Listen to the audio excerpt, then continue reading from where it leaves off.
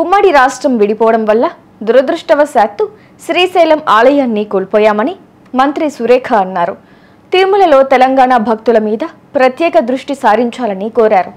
గత పాలకుల హయాం నుంచి తెలంగాణ భక్తులు తిరుమలలో నిర్లక్ష్యానికి గురవుతున్నారని సంచలన వ్యాఖ్యలు చేశారు. గతంలో మాదిరిగానే తిరుమల నుంచి రాష్ట్రానికి నిధులు రావాలన్నారు.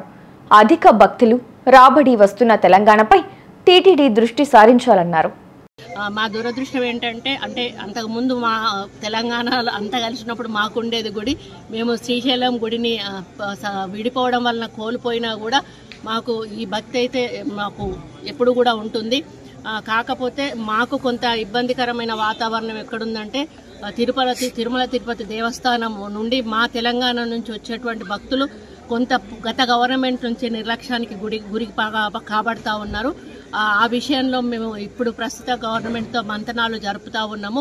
గతంలో తెలుగుదేశం ప్రభుత్వం ఉన్నప్పుడు అధికారంలో ఉన్నప్పుడు ఏ విధంగా అయితే కొన్ని పద్ధతులు నియమాలు పాటించేవాళ్ళు అదే పద్ధతిలో మా ప్రభుత్వానికి కూడా వారు ఇవ్వాలని వారికి మేము రిప్రజెంటేషన్ కూడా ఇవ్వడం జరిగింది.